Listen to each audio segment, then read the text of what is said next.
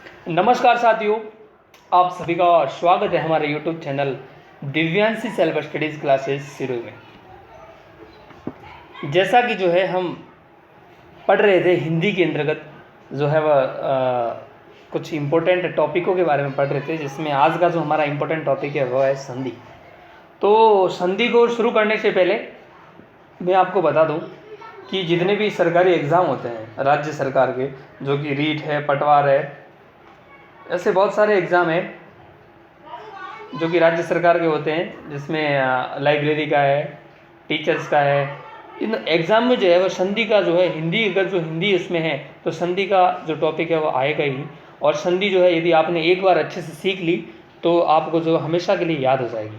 तो कृपया आप जो है हमारे वीडियो पे बने रहें और जो जो बातें आपको बताई जाए उसको नोट करें और समझते जाए, ताकि आपको है वह संधि से रिलेटेड कोई समस्या नहीं आएगी। आप सिर्फ हमारे वीडियो को एक बार देख लेना और पूरा है वह पूरे मन से देखना, ताकि आपको समझ में आ जाए।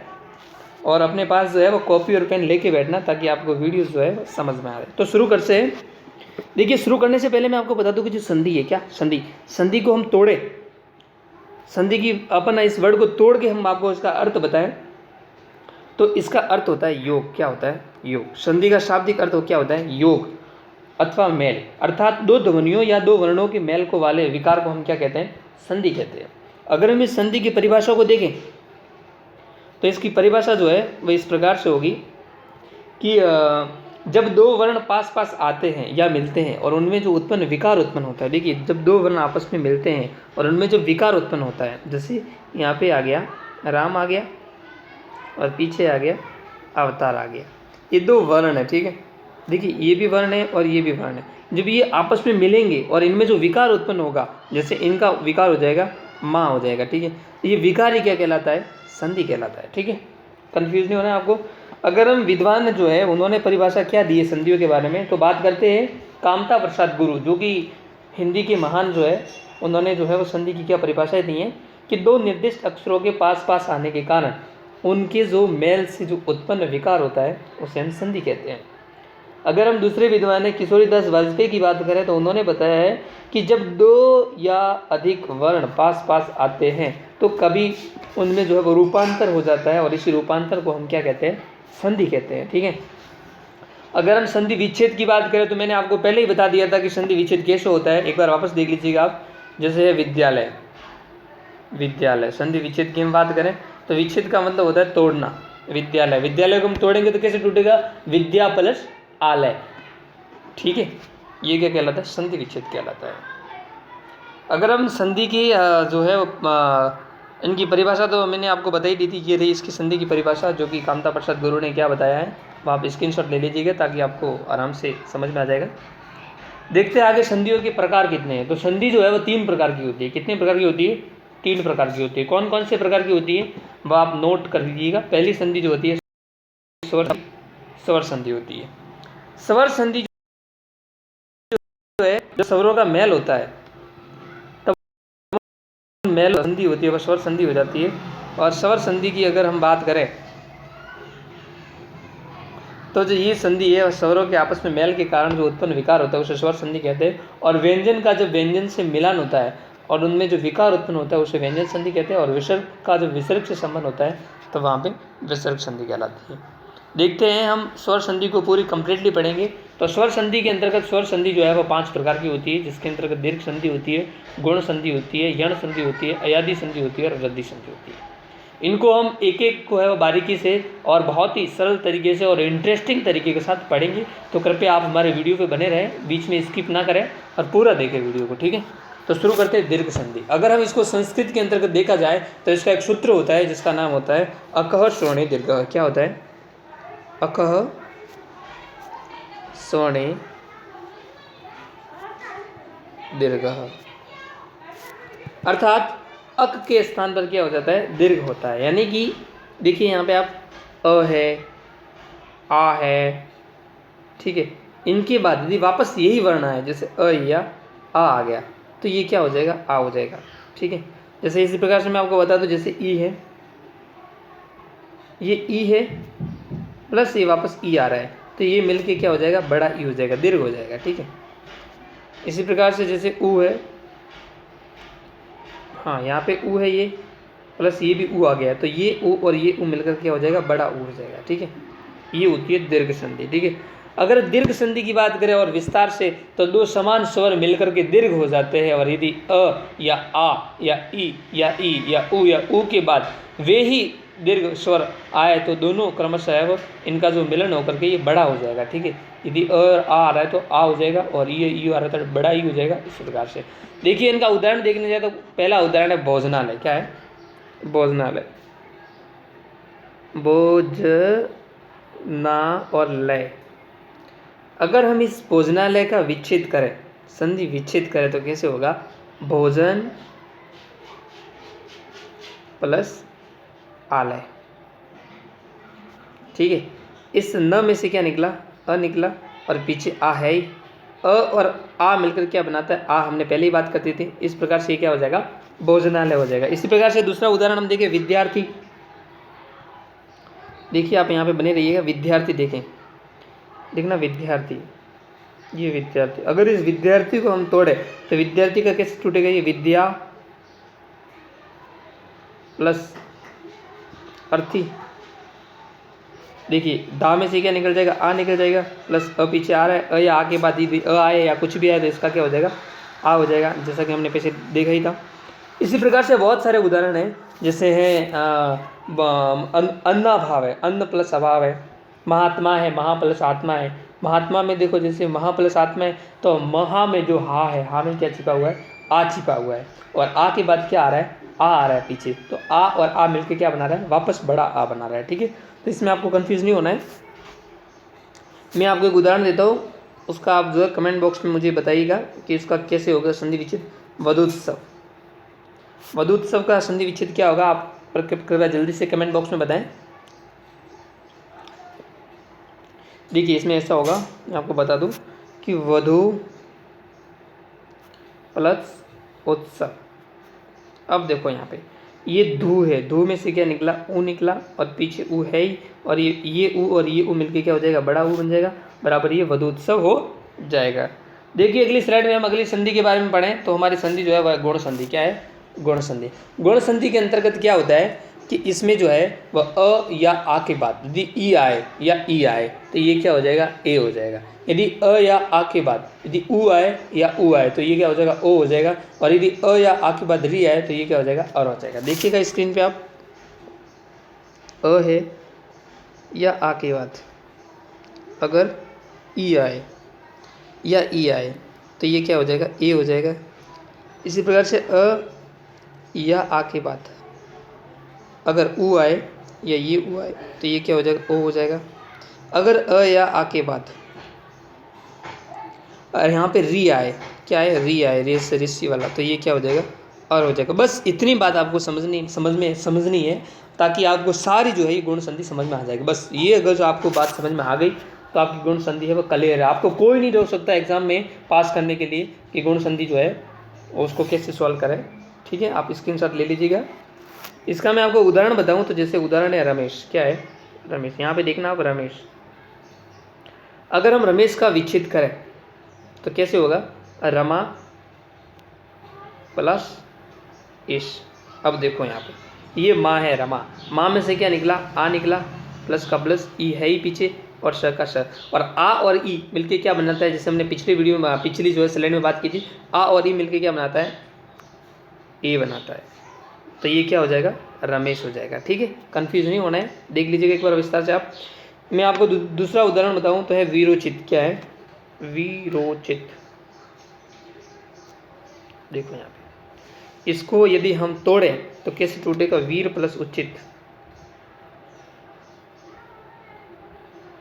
ठीक है, इसमें से र में से क्या निकला, अ निकला, प्लस का प्लस, पीछे अ है ही, उचित ऊ है, अ और ऊ मिलकर क्या बनेगा, ओ बन जाएगा, तो वीरोचित हो जाएगा। ठीक है, तो इस प्रकार से हमने जो है वो गुण संधि के बारे में पढ़ा। अगली स्लाइड में जो हम पढ़ते हैं वो यण संधि के बारे में। किसके बारे में पढ़ रहे हैं, यण संधि के बारे में। देखिए यण संधि का सामान्य सी बात है, इसको पढ़ने के लिए कुछ ज़्यादा जोर नहीं देना, सिर्फ इस बात को समझना है आपको कि कैसे होती है। तो भाई स्क्रीन पर देखें और बने रहे हमारे वीडियो पे। इसका एक सूत्र होता है, ई ऊ री और लरी। ठीक है, अगर जो ई आए, ऊ आए री आए और री आए। अगर जो यहाँ पे ई आ रहा है तो इसका क्या हो जाएगा, ये हो जाएगा।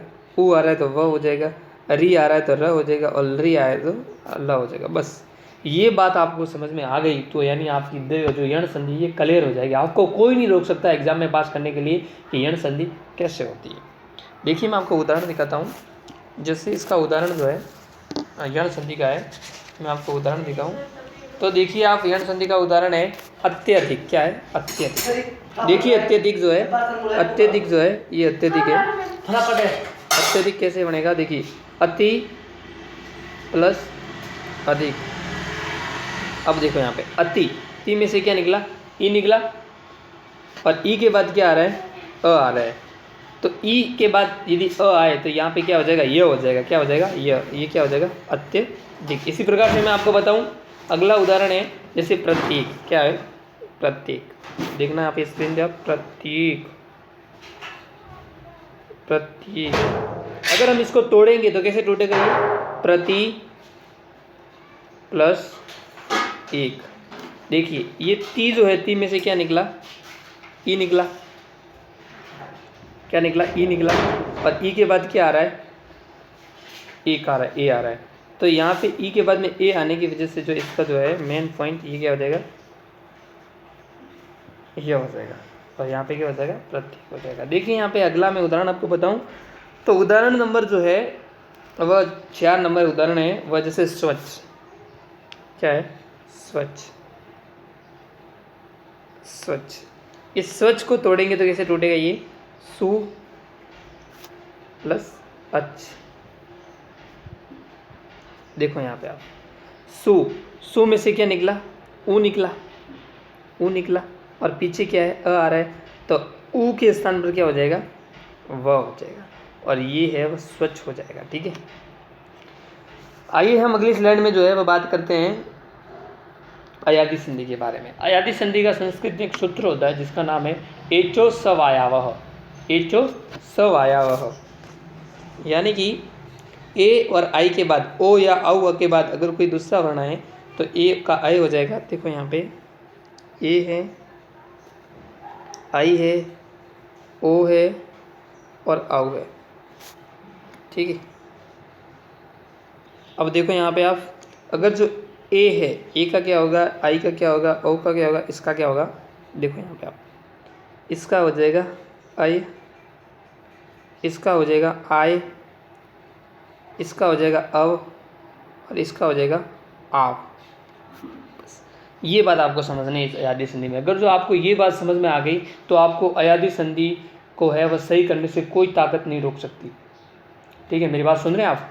देखो ए के बाद में ए का क्या हो जाएगा, आई हो जाएगा, आई का क्या हो जाएगा, आय हो जाएगा, ओ का क्या हो जाएगा, अव हो जाएगा और आव का क्या हो जाएगा, आव हो जाएगा। ठीक है, देखते हैं हम इसका उदाहरण। तो अयादी संधि का उदाहरण है नायक। क्या है, नायक।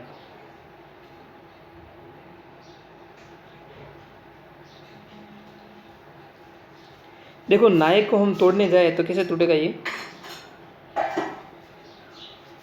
रे अयादी संधि वाला, अगर अयादी संधि वाला, हाँ ये नायक। अगर हम नायक को तोड़ने जाए,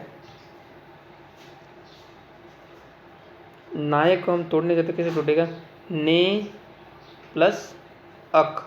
देखिए ने यानी कि नई, ने में क्या छिपा हुआ है, आई छिपा हुआ है, आई। और आई के स्थान पर क्या आ जाएगा, आय आएगा, आय। ये नायक ऐसे बन जाएगा। ठीक है, अगर इसका दूसरा उदाहरण देखें तो जैसे पवन है। क्या है, पवन।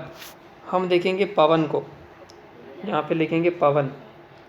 इसका जो विच्छेद है वह ऐसे होगा पो प्लस अक। देखो यहाँ पे इसका जो है ओ प्लस सॉरी अन हो जाएगा, यहाँ पे अक नहीं होगा, ओ प्लस अन है। ओ के स्थान पर जो है पो में क्या छिपा हुआ, ओ छिपा हुआ है तो इसका निकल जाएगा, अब निकल जाएगा, इसका अब होगा। ये प तो प है ही न, पवन न। ठीक है, इस प्रकार से अयादी संधि होती है। अगले स्लाइड में हम देखते हैं वृद्धि संधि के बारे में। देखिए साथियों, अगर जो आपको किसी भी वर्ड पे 2 मात्रा दिख जाए तो आप आंख बंद करके है उसमें वृद्धि संधि भर लीजिए। ठीक है, मैं आपको दिखा दूँ वृद्धि संधि कैसे होती है। हाँ तो देखिए मैं आपको बता रहा था जो यण संधि तो हमने पढ़ी ली थी। अयादी संधि हो गई थी, जिसका अयादी जो है इसका सूत्र होता है एक जो सब आया हुआ हो, ठीक है। जैसे ए है, आई है, ओ है, आउ है। जो ए है, ए के स्थान पर क्या हो जाएगा, आई हो जाएगा, और ओ है उसके स्थान पर क्या हो जाएगा, औ हो जाएगा, और आउ है उसके स्थान पर क्या हो जाएगा, आव हो जाएगा, ठीक है। कंफ्यूज नहीं होना है। देखते हैं वृद्धि संधि को हम।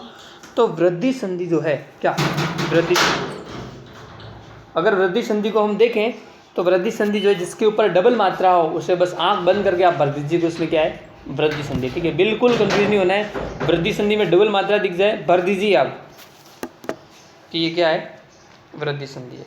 देखिए शुरू करते हैं, वृद्धि संधि कैसे होगी। जैसे ए के बाद ए आए, देखिए यहाँ पे आप अ के बाद क्या है, ए आए,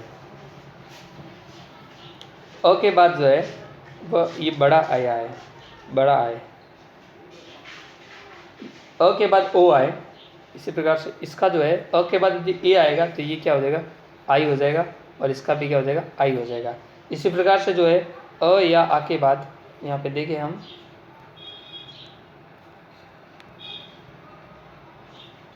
हाँ, अ या आ के बाद अगर यहाँ पे ओ आए, क्या है, ओ आए, तो यहाँ पे क्या हो जाएगा, इसका जो है वह हो जाएगा वापस ही बड़ा ओ हो जाएगा, ठीक है।